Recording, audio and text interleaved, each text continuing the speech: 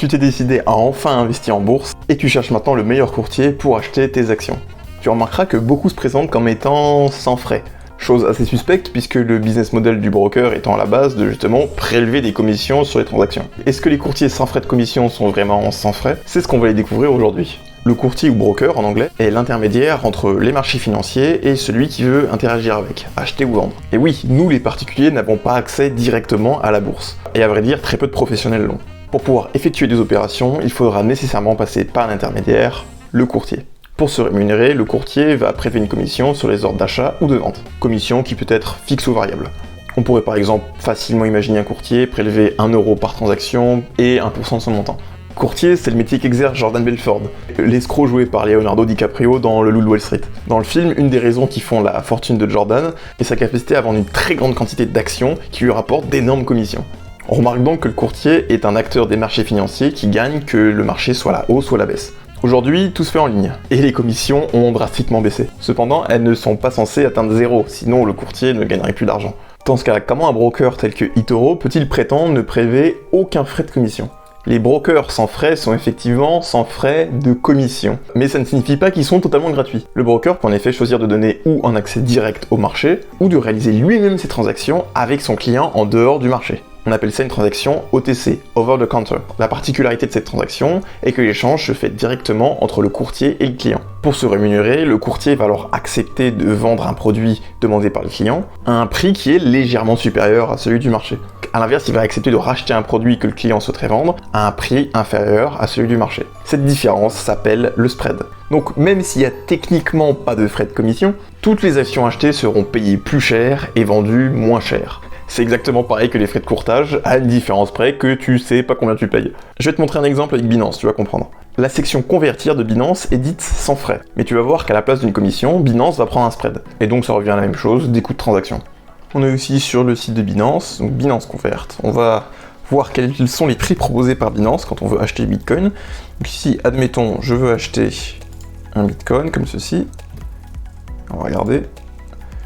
Voilà, donc là il nous propose 28 514. Ok, très bien. Maintenant on va aller sur le marché directement. Et donc ici on voit qu'on peut acheter un Bitcoin pour 28 487. Donc on voit il y a une différence. 28 514 et ici 28 487. Donc ici quand on fait le calcul, on voit ça nous fait 0,22%. Donc avec des frais de transaction à 0,1%, on est au-dessus. On pourrait aussi compter le spread de Binance, mais là on voit quand même que le spread imposé par les marchés est complètement ridicule. Donc sur Bitcoin, ça vaut pas vraiment le coup de passer par Binance Convert.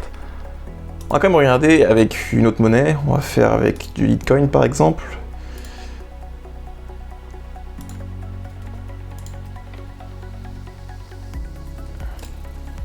Hop, je vais acheter un Litecoin. Voilà, 75,34 et on va aller regarder sur les marchés combien il est proposé.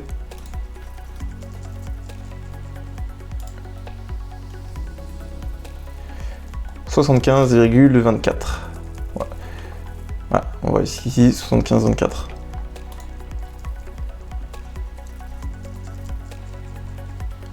Donc 75,34.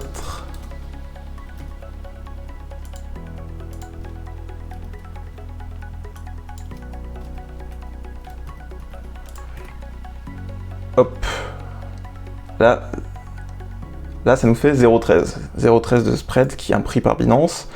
Donc voilà, même chose, là on voit qu'on a plutôt intérêt à pas passer par le convert, mais plutôt passer par le système de trading standard. Alors tu diras peut-être que effectivement cette interface-là elle est quand même moins user-friendly, donc tu préfères utiliser l'autre. Alors en réalité, oui, bon d'accord, elle a pas une sale gueule celle-là, mais c'est pas si difficile que ça à utiliser. Je vais te montrer rapidement si tu veux faire le même type d'achat qu'avec le convert. Donc ici, on est sur Bitcoin USDT, on va voir acheter du Bitcoin. Donc tu vas cliquer, là ici on a ordre limite, on va cliquer sur Market pour acheter immédiatement, on peut faire comme du convert. Ensuite, on va acheter un Bitcoin.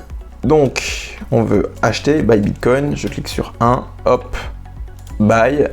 Bon voilà, j'ai pas assez d'argent, donc ça n'a pas marché. Mais voilà, sinon ça exécuterait mon ordre immédiatement. Et j'aurais pu acheter mon Bitcoin sur le marché, en payant beaucoup moins cher donc. T'as pu voir que les brokers sans frais de commission ne sont pas du tout sans frais. C'est juste du marketing ça. Ça veut pas dire que c'est des mauvais brokers, attention, mais il faut que tu sois au courant. Ça t'évitera de balancer des trades à tout va et de tout perdre sur les frais de transaction. C'est tout pour aujourd'hui, j'espère que ça t'a plu, et je te dis à la prochaine.